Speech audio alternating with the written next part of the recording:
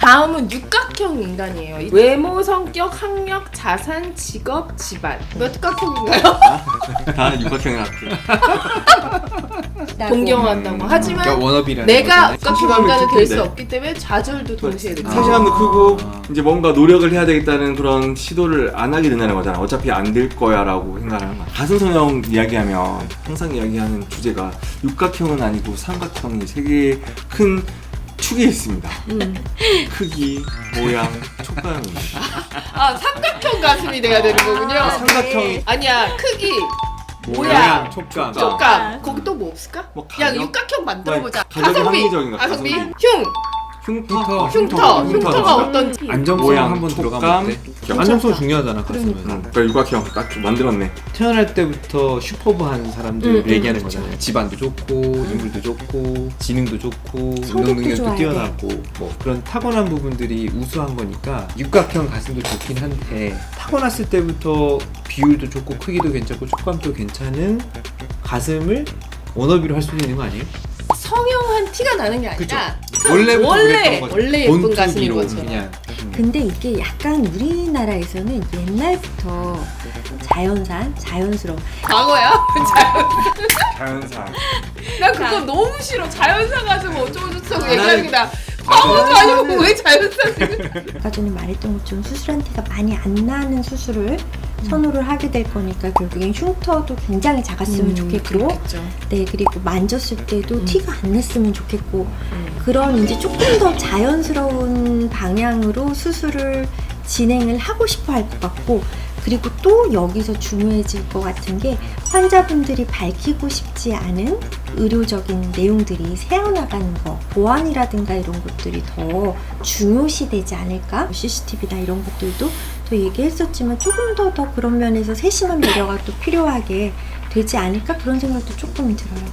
저스틴이 이제 사실 한국 와서 되게 놀랬던 게 뭐냐면 한국 사람들이 되게 성형수술에 되게 관대하다는 거. 그리고 성형수술 하는 걸 속이지 않고 그러니까 외국인들이 굉장히 인상 깊게 보는 게 막 강남에 가면 막 얼굴에 붕대 감고 다니는 사람이 그렇게 많은 게 어떻게 이 나라는 저렇게 왜냐하면 이제 서구 사회는 아직까지 성형수술 뭐 숨어서 하고 막 안 했다고 하고 막 이런데 한국은 정말 너무 이게 열려 있구나 싶은데 그런 풍조가 좀 바뀔 수도 있겠네요. 대부분 호도 하고 돌아다니시는 분들은 이제 한국 선수 너무 잘하니까 한국에 오신 외국인. 그렇지. 붕대를 감고 다니는 사람은 한국 사람들은 별로 없거든 사실. 맞아요. 왜냐면 당연하죠. 수술받고 되게 가시죠. 아니 외국이라는 장점은 그 익명성이 누군지 그러네. 모르니까. 뭐 저스틴이 봤을 때 붕대 감고 다니는 사람이 많다고 한 거는 그런 수술을 잘하니까 한국의 서양 수술을 믿고 오는 분들이 외국에서 많이 왔다는 거죠. 그런데 그러네요. 궁금한 건 중요한 거는 뭐냐면 저희 병원에 외국인 손님들 많이 왔습니다. 웰컴.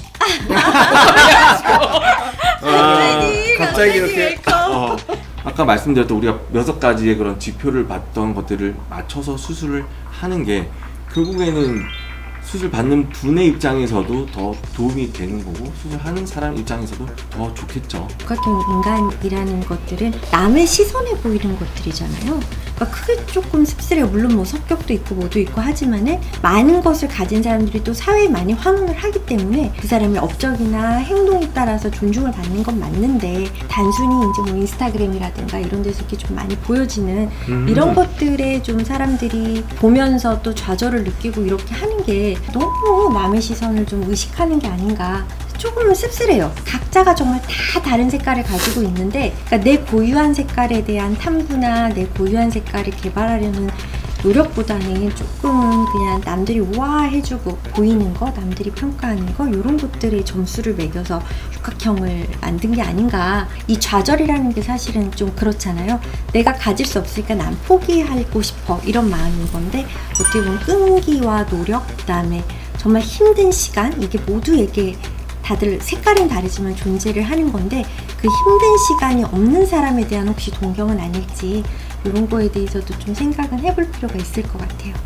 정리를 해보자면 우리가 본 책은 이제 2024년 트렌드 코리아고 2024 트렌드 K 뷰티, K 플라스틱 서저리라고 보게 되면은 이제 누가 봐도 그냥 타고난 아름다움을 가지고 있고 아까 얘기했던 육각형 뭐였죠? 가슴 크기, 모양, 촉감, 가격, 흉터, 안정성. 안정성 6가지를 만족할 수 있는 수술이 2024년에 트렌드가 될 것 같다. 네. 세 번째 키워드는 이게 우리 성형외과에 적용될 수 있을까? 버라이어티 가격 전략. 가격이 고정된 것이 아니라 매우 동적으로 책정될 수 있으며 공급 유통업자들은 가격을 전략적으로 설정할 수 있다. 어떻게 생각하세요? 블랙 프라이데이도 있고 그렇죠. 그런 거죠. 유통되는 뭐 구조에 따라서 뭐 직접 거래가 된다든지 예를 들어서 뭐 산지 직송 이런 거 가격이 정말 그렇죠. 좋잖아요. 그렇죠. 우리가 공산품을 판매하고 있는 게 아니기 때문에 문제가 돼요. 최대한 저렴하게 사는 게 맞거든요. 네. 그렇잖아요. 네. 똑같은 물건을 2배 주고 비싸게 살 이유가 없으니까. 네.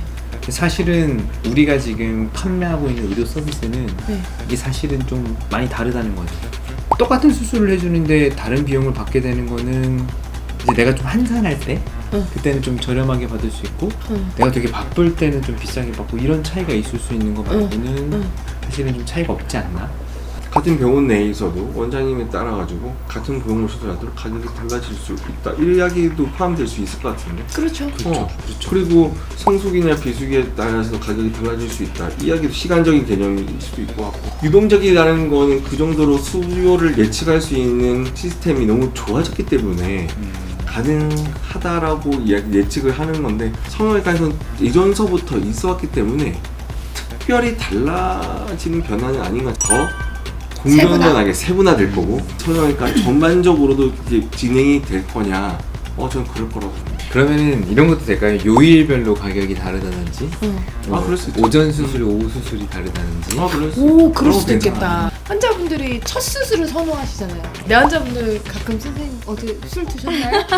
안 드셨죠? 막 이런 거 체크하고 첫 번째 수술하고 싶어요. 선생님들이 가장 체력 좋을 때요. 점수도 막 낮고. 그렇게도 나눌 수 있고 상품의 가격은 무조건 똑같아야 된다. 안 그러면은 이거는 사기다. 막 이런 생각하고 있었는데 그래서 저는 사실 이벤트나 이런 것도 전혀 안 하고 저는 제 고등학교 동창한테도 똑같은 가격을 받거든요. 독하시군요. 네. 고등학교 동창들이 이제 네. 결이 친구인데 아 진짜요? 친했는데 저는 같은 병원 교수님이 부인을 데려와서 저는 똑같이 받거든요. 그게 내가 잘못된 생각이구나. 약간 이런 생각을 했어요. 왜요? 그게 그게 좋은 거죠. 이제 응. 가격에 버라이어티하게 하는 이유가 있잖아요. 여기서의 그- 버라이어티는 응. 관계에 따른 버라이어티가 얘는 아닌 아니고 것 같아. 타이밍이나 그죠? 설전이 누구냐 뭐 이런 거에 따라서 관계에 약간- 따라서 다르게 할 필요는 없어요.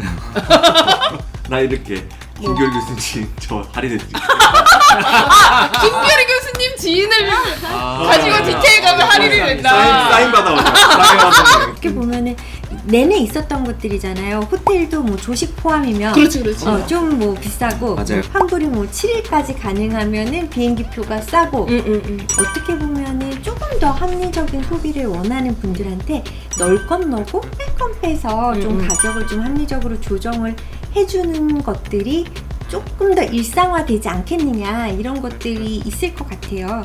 그래서 저는 제 생각이 잘못됐구나를 딱 인지한 게 뭐냐면 거기 경제 부등식이 나오는데 제품의 원가보다 가격이 항상 비싸야 되고 가격보다 그 제품의 가치가 항상 커야 된다. 그럼요. 그렇게 나오더라고요.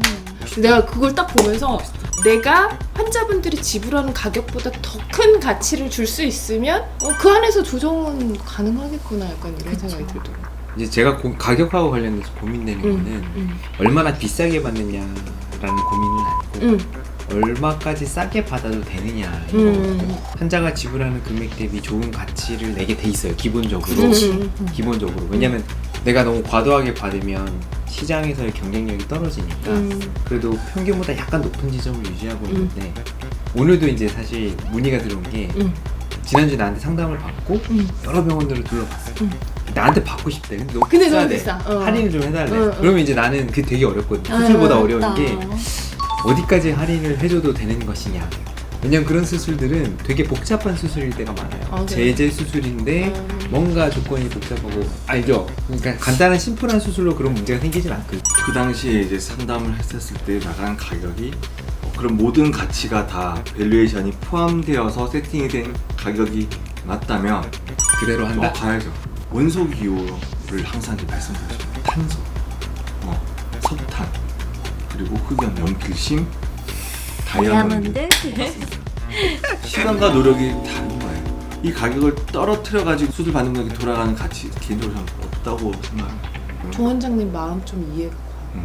왜냐면 환자가 꼭 나한테 받고 싶다 그러면 나도 해주고 싶은 마음이 생기잖아. 막. 좋은 사람이고 싶은 마음이 그러니까 있죠. 그게 나의 그런 감정에 의해 가지고 움직인다면 약간 나중에 그쵸. 오해 그거는 소지가 될 수가 있다. 문제가 있을 수 있어요. 그렇죠. 뭔가 이렇게 다양화를 할 때는 진짜 우리가 납득이 될 만하게 이게 조식이 포함인지 그렇죠. 기준이 있어야 아니지? 돼요. 뭐 이런 기준이 있다든지. 그리고 저는 솔직히 말해서 좀 노셀 브랜드를 좋아하기는 해요.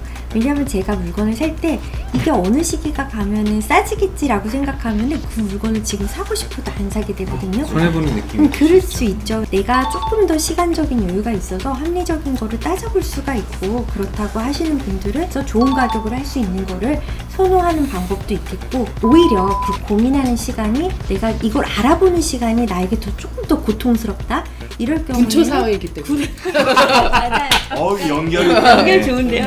그래서 그런 것 때문에 고민이 된다면 신뢰할 수 있는 병원, 신뢰할 수 있는 의사, 신뢰할 수 있는 브랜드에 가서 의료 서비스 결과가 보장돼 있고 대신 가격에도 내가 언제 하나 큰 차이가 없을 것이다. 약간 또 그런 거에서 또 편안함을 느끼시는 분들도 있을 것 같아요. 여러 가지 면에서 다양화가 되는 것 같아요.